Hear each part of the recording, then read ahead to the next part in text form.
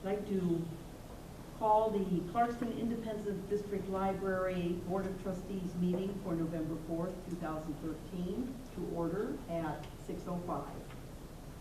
Let's rise for the Pledge of Allegiance. I pledge allegiance to the flag of the United States of America and to the republic for which it stands, one nation, under God, indivisible, with liberty and justice for all. Julie, please call the roll. Michelle Giddens, absent. Mary Hubbard, here. Edward Curry, absent. Allison McFadden-Keeling, here. Jean Molson, absent. Marilyn Pomeroy, Here. Kay Robertson, Here. Julie Meredith, here. Okay, I'd ask for a motion for the approval of the agenda tonight. I move to approve the agenda as presented. And second. Okay, it's been moved and seconded. All those in favor, please say aye. Aye. Opposed? The agenda is approved. Call to the public. Good evening. Good evening. I really don't have anything tonight. I'm just here to observe. All right. We do have a letter from the Clarkston Community Women's Club, and they are going to host their annual holiday auction November 12th at the library. So there's a flyer. I'll put that on the board. They are inviting all of us to come and enjoy an evening of fun, food, and maybe do some Christmas shopping. This is the main fundraiser for the Clarkston Community Women's Club to support their community projects. So we're invited, and that will be on the 12th. They originally started the library. Yes. So we'll be here, November 12th, probably right here. In this very room. In this very room, all right. All right, the consent agenda only has 2 items on it tonight.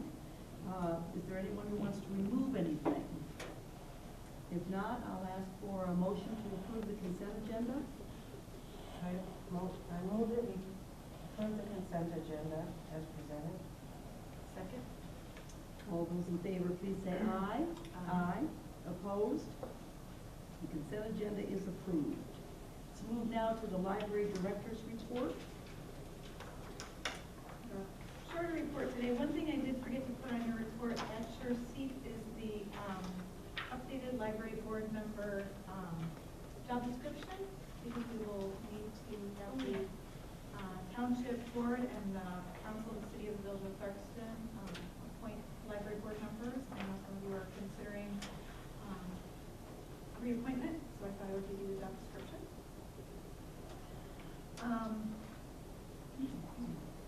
Just some general information. A subcommittee of the library board will be meeting with the 3 full-time elected officials of the township of the Charter Township of Independence on Thursday, November 7th at 4:30 p.m.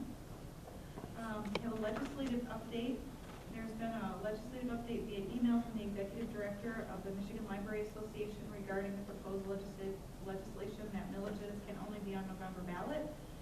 Obviously, that was a concern to us because we will have a millage on the August ballot. She sent an email that says, some proposed legislation restricting millages to the November ballot met with enough pushback that a substitute bill was immediately introduced in its place Tuesday at a House Elections and Ethics Committee meeting. The substitute for House Bill 4887 was introduced by the original bill sponsor, Representative Dan Lowers, Republican of Brockway. The new proposal limits any new millages to August or November elections. When a committee member raised a question about bond issues, committee chair Lisa Lyons, Republican of also, indicated that questions would be answered and testimony would be taken next week. MLA and MLA past President Lance Werner will be there to provide testimony. So this is good news for us. We were concerned about that and watching that legislation closely. And it sounds like they've made changes to it. And even if approved as is, we're okay. In terms of staffing, we are happily welcoming back Debbie. Yeah, Yay. nice to see you again. Collaborations and projects. Our Geeko Library project is going well. We've been creating iGeek posters to hang in the library. We took 33 photos on October 23rd and 48 photos on October 28th, including city council members, firefighters, police officers, and of course, library users of all ages. These posters should arrive within about a week and a half, and we will put them up here in the library. We already have about 50 posters up, so we have many more coming that we'd like to add. Anyone interested in having their photo taken for a geek poster can still participate. We will be at the Business Expo, the Chamber of Commerce Business Expo, on Thursday, November 14th from 6 to 8 p.m. at Clarkston High School. In addition, we are offering the community the opportunity to show their Geek the Library spirit with a What Do You Geek t-shirt. Children's t-shirts are $8 and adult t-shirts are $10. Order forms are available at the library and on our website, and the proceeds do benefit the Friends of the Library. Okay. And that's the extent of my report this evening. Thank you. All right, let's move on to regular business. And we are very pleased tonight to have our fiscal agent. We have Ron Traskos and Sherry Duckworth of Smythe, Lutz, and Zeal. And so we welcome you. Thank you for coming. And we look forward to your comments. Okay, well, we appreciate the opportunity to make our brief presentation before the board. Sharon has done the heavy lifting on your account since we took it over, and she and Julie have successfully brought the general ledger and your activity up through September. The first 6 months we were able to post once we got some information from the township, and then we ran for the last 3 months the documentation out of here. But your general ledger to this point will be a complete set of documents that we're in full control of. It's not like half of the records are the township and half are here. When you're, in fact, we just approved an auditor, and when he comes, Sharon will be able to work with him and answer the detailed questions concerning the various accounts based on her posting. So that's a good thing. We thought we would, this budget document, before we get to it, we thought we'd give you sort of the global synopsis of where the township stands and where the library stands and where we think you'll be at year end. And I think Julie passed these out. The top half of the sheet deals with revenues, and the revenue analysis is really based on 12 months. We did that because your tax revenues are in for 100%, federal grant revenues are in 100%, et cetera. So once we look at the detailed budget document, you'll see that your 9-month actual revenues are $997,743. And then what we've done is we looked at the line items and tried to peg the remainder of the cash flow that's going to come in as revenue between now and the year end. And that would be a final bill to the Village of Clarkston under your contract that will be billed in December. We estimated interest income for the last 3 months, book fines last 3 months, the E-rate rebate, say that 10 times fast, should come in at year end, and we estimate $2.8. So we have about less than $20,000 of cash coming in from October 1 until December. If you add that to actual, then your projected total 12-month revenue should be about just shy of $1,017,000. The budgeted revenues are almost $31,000. So your revenues are going to be, we think, about $14,000 under budget. There is a caveat to that, though. The beginning balance sheet at 12/31/12 that we obtained from the township has some deferred revenue, and we don't understand what that number is. We haven't been successful getting any information from the township, so we're going to recommend that we go to UHY, their auditors, and maybe get an hour of their time and sit down with them and get the detail so we fully understand the mechanics of that balance sheet. So if part of that is reversible, you may not be under budget, but at this point we don't know. But this is a pretty close, this gets you pretty close as far as the view.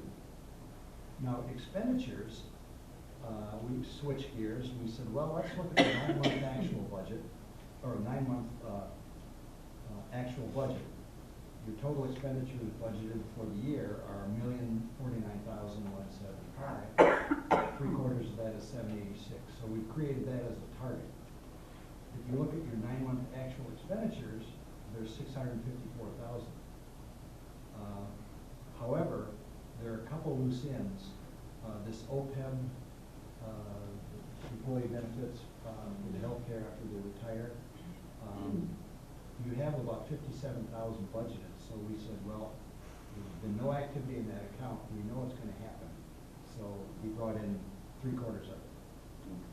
Same thing with the MTT refunds. We haven't seen any activity. We have about $16,700 budgeted, so we brought in three-quarters, just to get a more realistic number. If we use that, we're at about 709. So you'll probably be under budget by 77,000.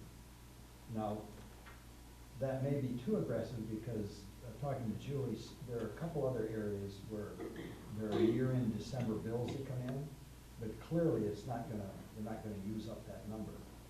And if you're under budget on expenditures and you're 14,000 less on revenues, you're still, we feel, going to be in the black. In positive Yeah, territory. positive territory. Great. So that's kind of, it's still a work in progress, but we can't, there's no guarantees, but we can't think of anything that would make this thing go south. I mean, so that's where we're at, with our work so far. Other than that, if you look at the detailed budget recap, the way I would look at it would be that column A is your 12-month budget, and columns, and the far column, the variance, favorable and unfavorable. Look at that as your remaining budget, and there again, I would ignore the revenue, because the revenue, all the tax revenue comes in front end, so the revenue is really not an issue, because I think our annual look at it gives you the feel for there.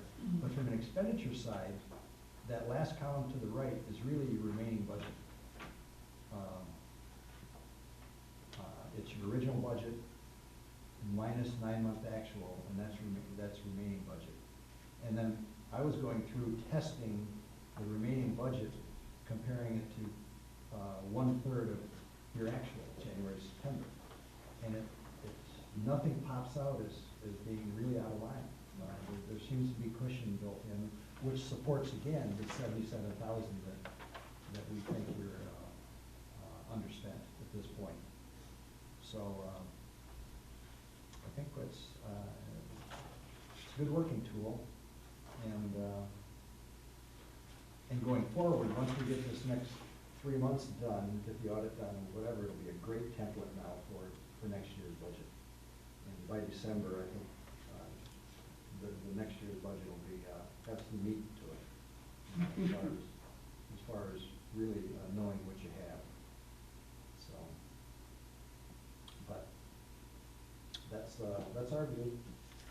Well, we want to thank you for all the effort that you put in gathering the data, because it was coming from different sources, and so we know that's been a challenge. So we thank you for your efforts in that regard. Well, Sharon couldn't have done it without me. So, okay, any questions concerning the detailed budget? Do you know when you might choose to, or get a chance to meet with the township? You said their auditor. The township auditor. Julie was going to, I guess there's a meeting on Thursday, and that's going to be on her point sheet to give. What we need is the contact person at that firm. Okay, That's all we need. Yeah. Should be very easy.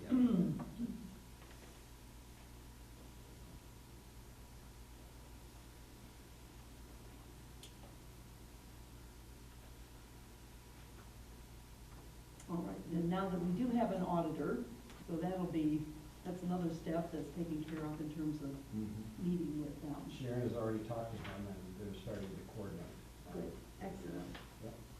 All right. Does anyone else have a question? It's very well laid out, very clear. Mhm. Even Yes. those of us who are not accountants That's correct. can follow this. Thank you. So we thank you very much for the presentation, and it's been on the back of our mind all year, so we're pleased that these various functions were able to finally come together, Yeah. and so that we could be up to date through 3/4 of the year. Even for us, it's nice to get it to this point. You know, you're starting to put rocks on good numbers and knowing where the gaps are. You feel like you're a little more, in control. Yes. Yes. Okay. Thank you. Yes, Julie, do you have thanks. any other questions or comments? No, the next item on the agenda, I didn't know whether to break these into two items or just leave them the same as one item, but the next question would be, a discussion of budget adjustments for 2013, because we do have, as you can see from the presentation, that we have some line items that are less and some line items that are more. And I think what I would suggest, and I don't know if Ron and Sharon would agree, but that I would come back to the board in December with a proposal for shuffling a little bit of money here, shuffling a little bit of money there, to make sure that we have line items coming out evenly as well. Because you'll see, for example, we know in full-time wages, there's some extra money there because we had budgeted for a full-time librarian for the entire year, but did not use a librarian for the first 2 months of the year, which means I think what's going to happen in part-time is we're going to become a little bit over budget by the end of the year, because we were using part-timers to fill that gap. So we'll need to make some adjustment, moving a little bit of money from full-time to part-time to make sure it comes out evenly. And there's some other line items that are, have some similar issues, not a lot, but, here and there.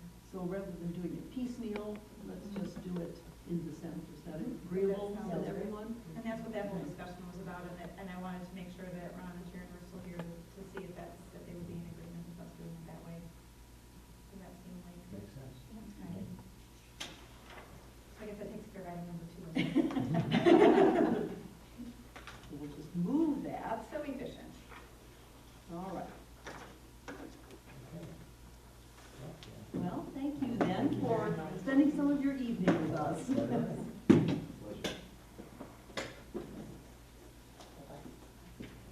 And so our discussion of budget adjustments will take place in December for 2013. And at this time, would you like to discuss 2014 a little bit? Certainly. Now, I gave you, at your places this evening, if I can find where you have it, a landscape document Looks that like has this. revenue. Look at this. Okay. That was a nice lead-in from Ron and Sharon to talk a little bit about where I think we'll be for 2014. So the first column on here is 2012, and then the next column is 2013, the interim funding, and that's when we were trying to determine based on revenue how we were going to balance a budget that was $104,000 less than it had been the year before. 2013 actual, as Ron had pointed out, there were a few revenues that were lower than what we expected. For example, the millage money that came in was less than what we had estimated. The state aid came in at a little bit more. The contract with the city was, obviously, that was spot on because we calculated that out with them at the beginning of the year. Penal fines was more than what we anticipated. Fines and fees, I did, as Ron had done, I did a little bit under that 2013 actually did a little bit of estimation to get us to the end of the year. And the same thing with duplicating and with interest. Interest was less than, we really didn't know how to estimate that, so we just estimated a number based on what the township treasurer had suggested, and it was a little generous, so we need to lower that number as well. E-rate is about the same every year, and then obviously we don't do a contribution from the general fund of the township. So for 2014, I put in the estimated number for the millage that I received from the township, minus the CIA tax capture, original state aid came in at 17.7 this year. I would hesitate to make that high because there's always that chance that the state would lower that number again. So out of Should we just stay where we prudence, I were? would, yeah, to be prudent, I would keep it at 10.5 and be pleasantly surprised if it goes better than that. The contract with the city, I contacted the city and I got their taxable value this morning and I calculated that out, so that's a spot on number. That's, and they are in agreement, they checked my math and they're quite content, so. Penal fines, even though that number goes up and down because it really is, penal fines is that number that's based on, you know, traffic tickets and court costs and that sort of thing. It was going down about $2,000 every year until, this year when it went up significantly. So, I would still estimate that one a little low just to be on the safe side. Fines and fees, same thing. It just depends on how much people, or how careful people are about bringing their items back. And that number at 20,000 is, we're using history as a measure, and 20,000 has been a safe number for the last few years. We're a little high this year, so that, a little higher this year, so that's good. Duplicating is another one, of photocopying that's, it dropped off this year significantly. We've been using that based on historical numbers. People are not making as many printouts and copies. So I would say let's lower that number just to be on the safe side. Interest, I think we need to lower that number to be on the safe side. And then E-rate is a standard number every year. So that does bring us down. In comparison to last year, it would be down about, based on our estimates last year, it would be down about $10,000. Based on our actual from last year that Sharon and Ron has presented, we would only be down a couple $1,000. So as long as the board is comfortable with those revenue numbers, what I will bring to you at your budget workshop Okay. on November 12th is a budget based on these revenues and a breakdown similar to what we've done this year. Obviously, we're going to have to do a little bit of shaving out, but I think we've saved some money here and there this year. We've done some things in terms of when we contracted out our subscriptions to a new company, we saved some money there. So we've had some opportunities to shave a little bit here, shave a little bit there. So instead of having to budget at 104,000 less, it'll be closer to 11,000 less. Yeah. But we are still taking another hit this year, so not a huge hit, but another hit. Okay, so we'll be working on this in our workshop on the 12th. Yep. All right. At 4:30, yes.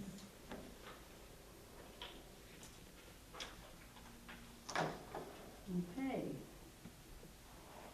Let's move to a discussion of the budget now, do you want to talk about the budget adjustment for the metal roof cap? Probably. Sharon asked me to bring that up because it's kind of an oddity. Actually, before we do, let me formally announce that the budget workshop with the board is Tuesday, November 12th at 4:30 p.m. and that will be a public meeting in the library's executive room. So let's just get that on camera to make sure that people can piece that together without question if they want to attend that meeting. Okay, so the discussion of the budget adjustment for the metal roof cap. On June 17th, 2013, the library board approved a budget adjustment not to exceed $4,000 from fund balance to account 271790931, which is our building and grounds maintenance budget. This was intended to cover the unexpected expense of the metal cap on the library's roof. That budget adjustment occurred and is reflected in the financial report presented earlier in this agenda. So our original budget for building and grounds maintenance had been $20,000, and you'll see in your documentation today that it is $24,000. However, the invoice for the roof cap was paid by the Charter Township of Independence. And this is where the library board can make a decision. You could decide to reverse that budget adjustment, or you could choose to leave that money in the building and grounds maintenance budget since other unexpected building repairs have occurred this year. Should that money not be needed in that line item, it would revert back to the library's fund balance. So if you look at the number in the sheet that was given to you by Ron and Sharon today, it's about halfway down page 2, building and grounds maintenance, $24,000. And so far this year, we've spent, 19,431. Which, including that $4,000 budget adjustment being in there, leaves us $4,569. You could choose to move it back. My feeling is we should leave it be. But then we can't afford to plow the snow. Oh. Yes, we better leave it. Yeah. So I think, but I wanted to bring it up, Sharon was concerned because the board had chosen to put that money for a specific purpose. So at this point, if you decide you want to leave it in there, what I would do is, I think you'll need some sort of a motion saying that you're going to, even though it's not needed for the roof cap, that you're leaving it in there for the purpose of paying for other unexpected building costs for the year. And then, I would accept such a motion. I can't make it so somebody else is. Yes, we're trying to remember how to word it. Okay, sorry. So with the wording would be, I move that we keep the $4,000-ish amount for the metal roof cap in the building maintenance fund, and not move it to another line item or another category. For the purpose of. For the purpose of snow removal and any other unexpected problems with the building. Thank you. Thank you, and I second. Thank you. All right, it's been moved and seconded that we leave the $4,000 in the building and maintenance fund for any unforeseen or expected expenses between now and December. Any other questions or comments? Okay, all those in favor, please say aye. Aye. Those opposed, nay. Motion is carried. If you would like to figure out a way that we not have snow between now I would. I would be in support of that, but I actually looked at the Farmer's Almanac today, and it is supposed to be a little bit less than last year. Really? our snow removal guy will be unhappy about that. Okay. All right.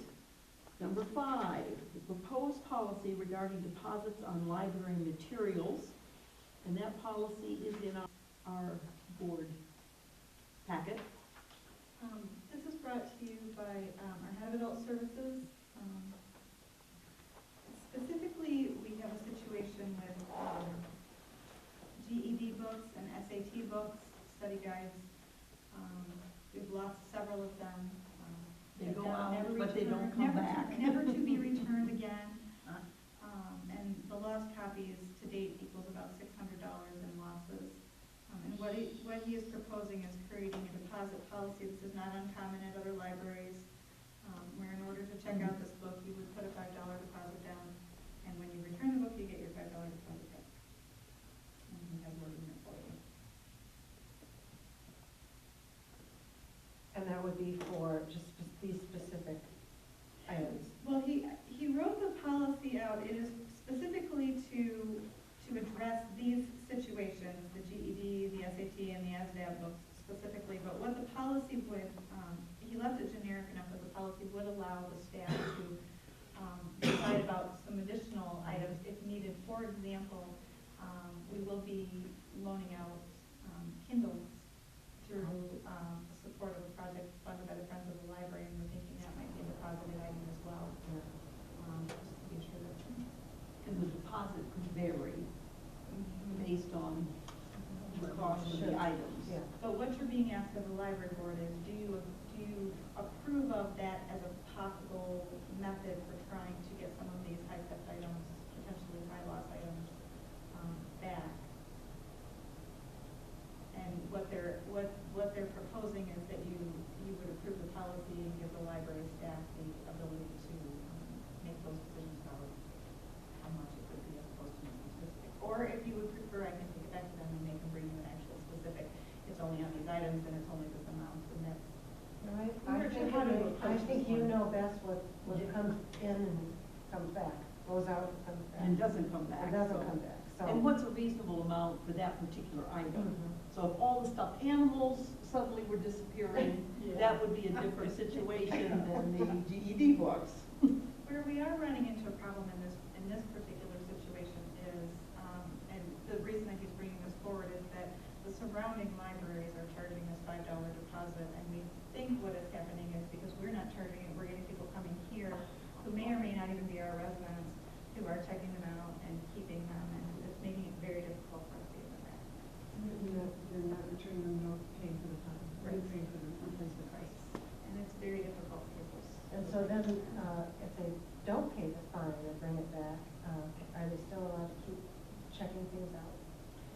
No. No, but if they're going away anyway. But if, for example, I don't want to name names of it, but if you were a resident somewhere else and your library was going to charge you a $5 deposit and you didn't want to pay it, so you come to another library, check it out, at this library, we don't charge you a deposit, you don't return it. You can't check things out at this library, you might not have ever intended to come back here Come back anyway. anyway. And that's where we're running into the problem, is it may or may not even be our own residents that are keeping these items. And can those be available to other library residents? We haven't made a determination on that one, but I told him if you're going to do this, let's make it generic enough that you can have this conversation instead of having to come back with every single one of these items. Although if the board would prefer that that's the way you do it, you can, but I suggested for an initial go around if you didn't want to be that involved in that decision. This way it looks, Yeah, I've never heard of this before I read this. I've never heard of deposit to check material. Is that pretty common? Well, apparently it isn't. I've never heard of it. Well, the really interesting thing is this library did it many years ago. Back when we were in the little building, we did it for those, for those kinds of items because they used to disappear. And then we decided we wanted a more open policy and we weren't going to do that anymore. And now we're starting where we're losing $600 with it. And $600 is a lot, but at the same time, it doesn't mean it's completely gone. These books may come back. Well, this is over a period of time where they're not. Oh, they're not coming back. Okay, I didn't know we were talking about. No, this is a situation where he has literally purchased, replaced. He's And they're time-sensitive books because they come out annually, and so you return it 2 years later, it doesn't matter, it's not gonna help us out. I think especially in these times of very limited Yes. resources, we're already having to cut. I don't think we should be subsidizing that to that extent. This would at least help a little bit. It is still less expensive than that person going out and purchasing the book. And the other thing is, as soon as you bring the book back, we hand you your $5 bill back and you're good to go. It's just an incentive. It's a good faith, we'll loan it to you and you can take it home. The other alternative would be to make it reference only, where you can only use them in the building and nobody's gonna come in here and Study. necessarily and study. I mean, especially when you're talking about study guides, I think you're going to want to do it over the course of time. You're going to want it to be very intense to sit here, say, all day on Saturday and just study for that kind of a test. You're going to do it in little chunks. And we want to give information out. We want Yeah. people to come in and use this material. We want people to gain knowledge from the library. So, yeah, I think it sounds fun. I appreciate the reference concern. You look very concerned. I wondered what your concern was. Yeah, because I never heard of it before, before I read this. It's an unfortunate thing where we feel like we're in a position where we're almost to the point where we're buying these books and giving them away. Right. And we can't afford to do that. We need them to come back, and the fine is not incentive enough to get it back. Right. So we're trying to come up with some other methodology to Encourage the people return. to bring it back so that others can use it as well. So we're not buying it, in this case, 10 times, we're buying it once and it's going out again. Approximately how many of these books do we buy? Well, it looks like over the course of, and I'm not sure what the length of time is, but he has in here that we've lost 30 copies. And I'm not sure over how many years that would be. He doesn't state that part of it. But basically what he's saying in the policy is, if we don't get this item back within 90 days of its due date, you're forfeiting your $5 and we're putting it for them. And so you cannot use the library until you return it, or Or at that point, you have to at purchase a new one. the point at which we purchase a new copy, then you owe us for the whole book. Gotcha. And if you Makes come back sense. in the library, you owe us the cost of the book minus the $5 you already gave us. Right. Well, that's, Yeah, that's that's 3 months is more than Real enough time. fair, yeah. Yeah. Yeah, absolutely, no, I'm on board. that case, I will accept a motion on number 5. I'll move that we approve the policy regarding the deposits on library materials as presented by the head of adult services. Okay, is there a second? Second. All right, it's been moved and seconded that we approve the policy regarding deposits on library materials as presented. All those, are there any other questions or comments? Okay, if not, all those in favor, please say aye. Aye. Those opposed, nay. Motion carries. Okay, number 6, the review and approval of the gift policy, which is also in our packet. Are there any changes to it recently? Not really.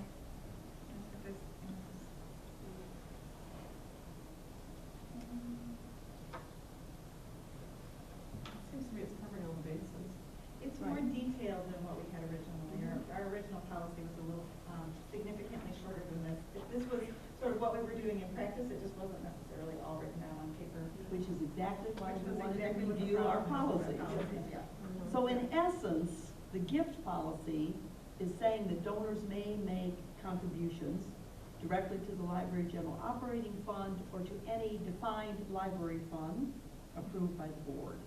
No gifts will be accepted on which the donor makes restrictions or special conditions unless the board of trustees has accepted or defined those conditions, such as naming opportunities. The gifts of materials may be added to the library collection subject to the same principles and standards of selection that are applied to all materials added to our collection. So things just don't go into the library collection randomly or haphazardly. They are reviewed. The library reserves the right to accept or discard at its discretion any unsolicited material sent to the library. The equipment and furniture portion, the decision on acceptance of equipment or furniture will be made by the library board of trustees or by the library director. Decisions on acceptance of computer equipment certainly will be based on criteria including the age of the equipment, its compatibility with our existing library equipment and networks, the ability of library staff to assist public use in this equipment, and the space to house the equipment. This one causes some additional concern because, for example, if somebody donates a computer to us that is too old, if they donate it and then we discover we can't use it because it's too old or isn't really usable, it costs us to recycle it because you can't just throw those things away. So we have to be, one of the things we did not have was something that was a little more specific about the equipment. We kind of had a policy that we had to be able to justify that we could use it before we would accept it because it was not uncommon for people to donate their really, really old printer that they didn't want anymore because they wanted to be able to use it as a tax write-off, and But we can't use it we either. can't use it either. So we And it costs can't, us money to get rid of it. yeah, so we can't be the landfill for those kinds of things. And the next item is the tax deduction and appraisal for public library gifts. The appraising of a gift for income tax purposes is the responsibility of the donor. The library will not appraise gifts, but will acknowledge receipt of material, and we do have a standard receipt form stating the number of titles given only. For more information on tax deductions, tells you who to contact. And gift recognition, I think this is important.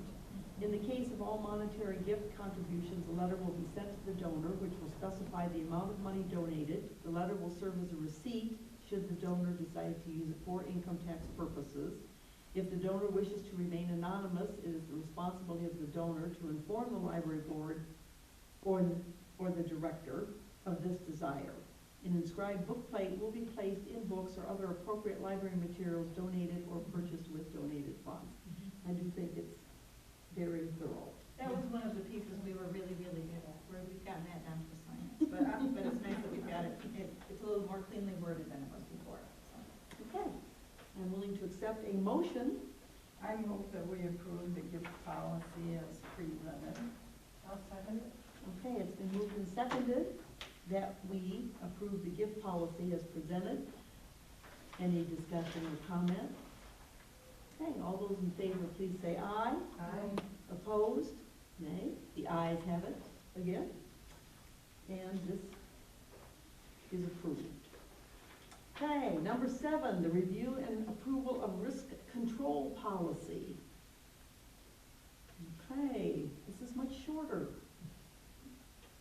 This has to generally do with vehicles, doesn't it?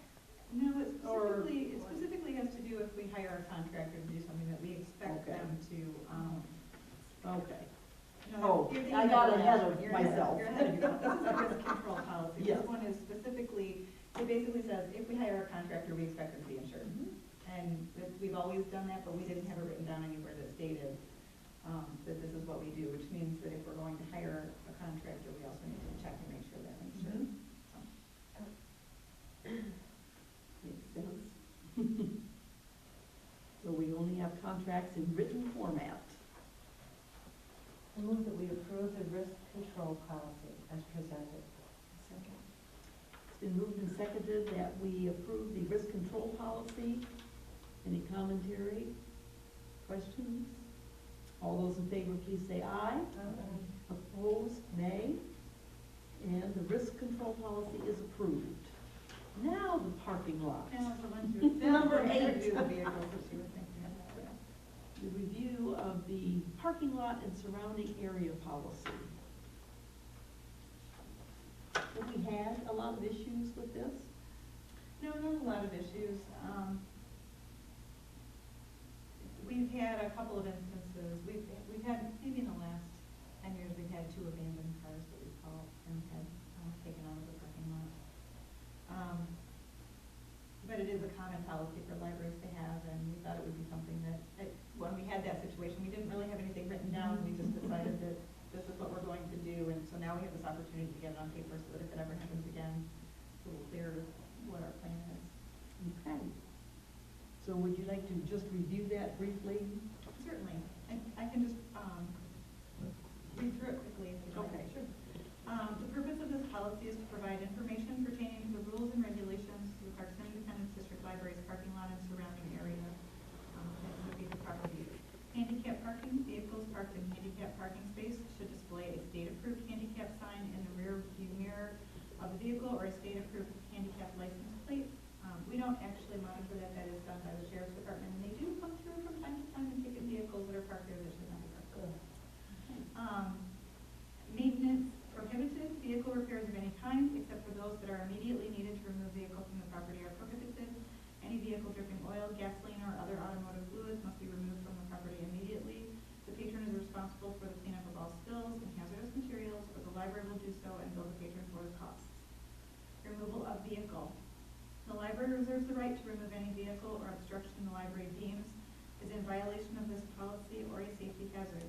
The patron will be responsible for all expenses the library incurs, including any attorney fees if applicable, and the library will not be liable for any owner of any vehicle or any damage that may occur to the vehicle due to towing or removal. Any vehicle on library property that does not have a license plate or current registration will be immediately removed. Disclaimer, the library disclaims any responsibility for any damage to any vehicle while parked on library property. The library further disclaims any typo there. Any responsibility for lost articles or property resulting from any theft. The patron fully assumes all risk and responsibility for protecting the vehicle and its contents from theft or any other loss of issue. So if someone comes in, their car is stopped, and we're having a problem, and they would just come in and say that. And that doesn't mean we're not going to allow them to leave it. We've had people who have had a flat tire or whatever. Yeah. I mean, Reasonable amount of time. It's not saying that we're not going to allow that, but we did have a car that sat here for 2 weeks. And we finally decided that perhaps we needed to do something about that, and we had nothing that really said that was our policy. So, because it was very foreign to us, it wasn't something that we had experienced. Okay. Excellent idea. I'll accept a motion. I move to approve parking lot and surrounding area policy with the one change. I was going to say, that's corrected. That's corrected. I'd second it. Okay, are there any, it's been moved and seconded that we approve the parking lot and surrounding area policy. Any questions or comments? Okay, if not, those in favor, please say aye. Aye. Those opposed, nay. And this policy is also approved.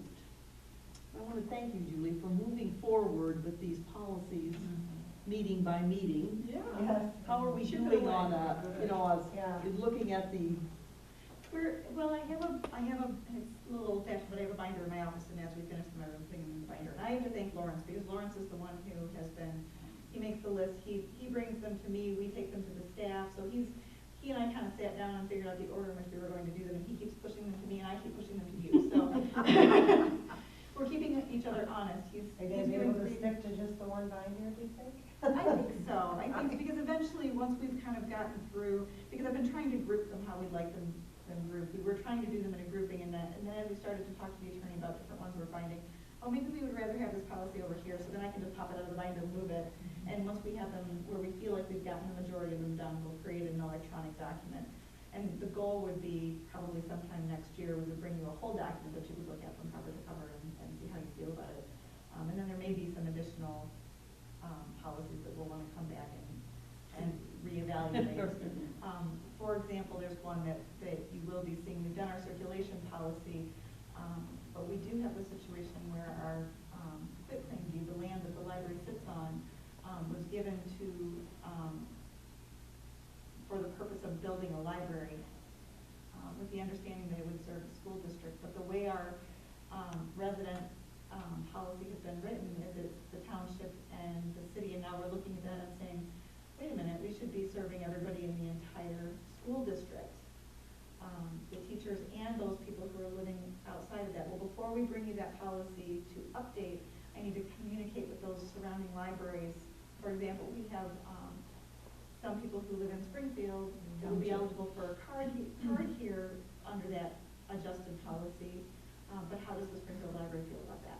So, and also, we have just a little tiny side street that cuts into Orion and a little tiny side street that cuts into Waterford. So I'm communicating with those library Didn't directors. we used to have that policy though, as long as you were in the school district, you could have a library card? Well, what we've been doing, at least for the last, as far back as I can remember, is that it's based on your residency. You can use the library here, but you get your home library card and you bring it here, we enter it into our system.